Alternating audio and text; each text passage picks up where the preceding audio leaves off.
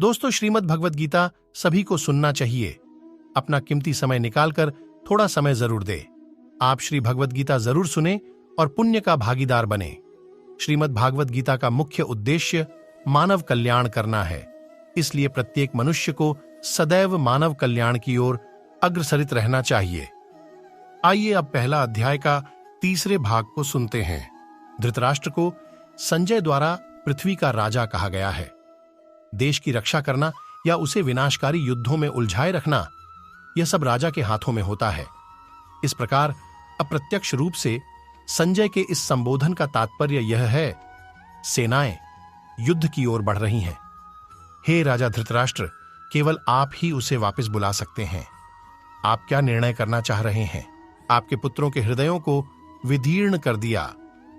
पांडव सेना द्वारा बजाए गए विविध प्रकार के शंखों से उत्पन्न भयंकर ध्वनि से कौरव सेना के सैनिकों के हृदय विदीर्ण हो गए, जबकि कौरवों की सेना ने जब शंखनाद किया था तब पांडवों की सेना पर इसका कोई प्रतिकूल प्रभाव नहीं पड़ा, क्योंकि पांडवों को भगवान श्री कृष्ण का आश्रय प्राप्त था, इसलिए उन्हें अपनी सुरक्षा का पूरा भरोसा था। दूसरी ओर कौरवों को केवल अपनी स्वयं की शक्ति और सामर्थ्य पर भरोसा था और अपने अत्याचारों के अपराध बोध की कसक से उनके भीतर पराजित होने का भय व्याप्त हो गया था। इस श्लोक में अर्जुन को कपिध्वज कहकर संबोधित किया गया है, क्योंकि उसके रथ पर महावीर हनुमान के चिन्ह की ध्वजा प्रदर्शित हो रही थी। इसकी पृष्ठभूमि में एक कथा इस प्रकार है। अर्जुन को एक बार अपनी धनुर्विद्या पर घमंड हो गया था और उसने श्री कृष्ण से कहा कि भगवान श्री राम के समय वानरों ने भारत से लंका के बीच समुद्र में सेतु बनाने में व्यर्थ ही इतना परिश्रम क्यों किया? यदि वह वहां उपस्थित होता तो वह बाणों से सेतु का निर्माण कर देता। श्री कृष्ण ने उसे इसका प्रदर्शन करने को कहा। उनने अपने धनुष से चलाए गए बाणों की बौछार से एक सेतु का निर्माण कर दिया। श्री कृष्ण ने वीर हनुमान को बुलाया और उन्हें उस सेतु का परीक्षण करने को कहा। जब वीर हनुमान ने उस सेतु पर चलना आरंभ किया तो वह टूटने लगा। तब अर्जुन ने अनुभव किया कि उसके बाणों द्वारा बनाया गया सेतु कभी भी भगवान श्री राम की सेना के भार को सहने के लिए उपयुक्त नहीं होता और उसने अपनी भूल के लिए क्षमा मांगी। तब वीर हनुमान ने अर्जुन को शिक्षा दी कि कभी भी अपने बल और कौशल का घमंड नहीं करना चाहिए। उन्होंने अपनी इच्छा से अर्जुन को यह वरदान दिया कि महाभारत के युद्ध के दौरान वह उसके रथ पर आसीन रहेंगे।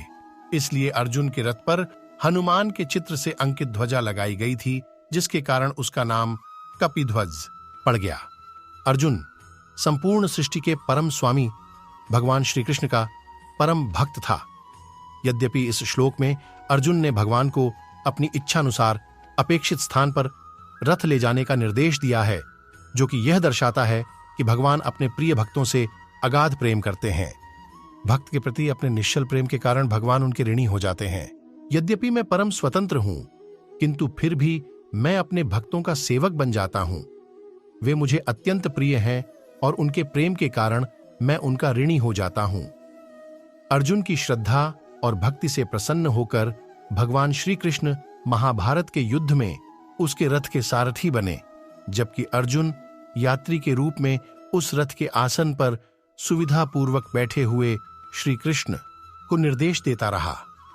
धृतराष्ट्र के दुष्ट पुत्रों ने छल से पांडवों का राज्य हड़प लिया था, इसलिए कौरवों के पक्ष में युद्ध करने आए योद्धागण भी स्वाभाविक रूप से दुष्ट प्रवृत्ति वाले थे। अर्जुन उन योद्धाओं को जिनके साथ उसे युद्ध करना था को देखना चाहता था।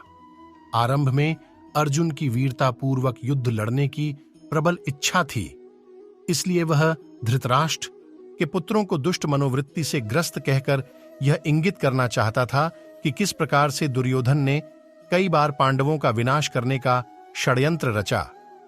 उस समय अर्जुन ने ऐसे मनोभाव व्यक्त किए।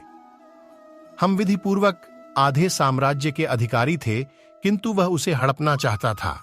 वह दुष्ट मनोवृत्ति वाला है, इसलिए उसकी सहायता के लिए एकत्रित राजा लोग भी दुष्चरित्र हैं। मैं उन योद्धाओं को देखना चाहता हूं जो युद्ध करने के लिए व्यग्र हैं। वे अन्याय का पक्ष ले रहे हैं और इसलिए हमारे हाथों उनका विनाश निश्चित है।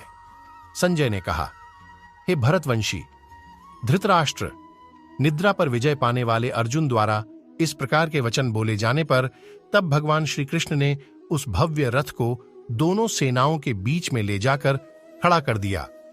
कुरु शब्द का प्रयोग कौरवों और पांडवों दोनों के लिए किया गया है, क्योंकि दोनों कुरु वंशज थे।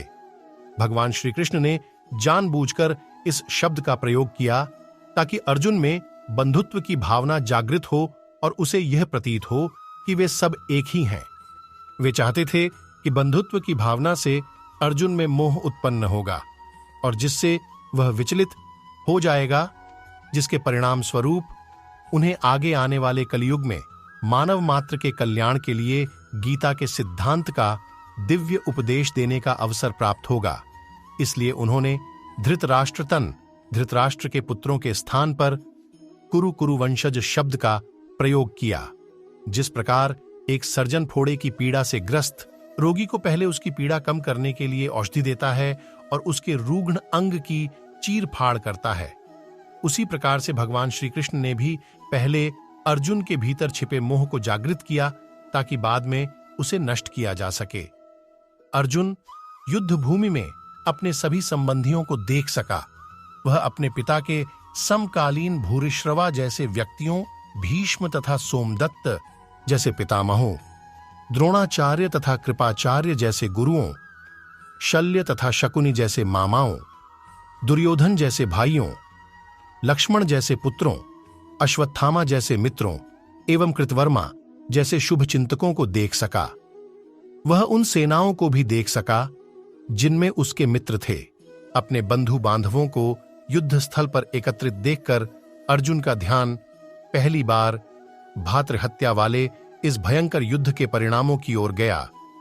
वह महापराक्रमी योद्धा जो युद्ध लड़ने के लिए उद्यत था और पांडवों के प्रति किए गए अन्यायपूर्ण व्यवहार का प्रतिशोध लेने हेतु शत्रुओं को मृत्यु के द्वार पहुंचाने के लिए मानसिक रूप से तैयार था, उस अर्जुन का हृदय अचानक परिवर्तित हो गया।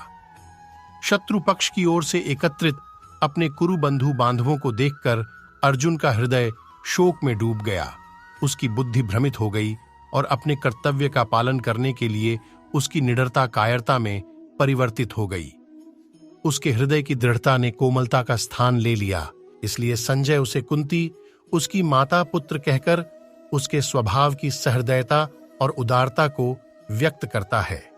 मैं धरती की मधुर सुगंध हूं, मैं अग्नि की ऊष्मा हूं, सभी जीवित प्राणियों का जीवन और सन्यासियों का आत्मसंयम हूं। तुम उसके लिए शोक करते हो जो शोक करने के योग्य नहीं है और फिर भी ज्ञान की बातें करते हो। बुद्धिमान व्यक्ति ना जीवित और ना ही मृत व्यक्ति के लिए शोक करते हैं। ईश्वर ने हमें जो कुछ भी दिया है वही हमारे लिए पर्याप्त है और यही एक अटल सत्य भी है। अगर आपको ये कृष्णा वाणी पसंद आई हो तो वीडियो को लाइक और चैनल सब्सक्राइब करें। जय श्री कृष्णा।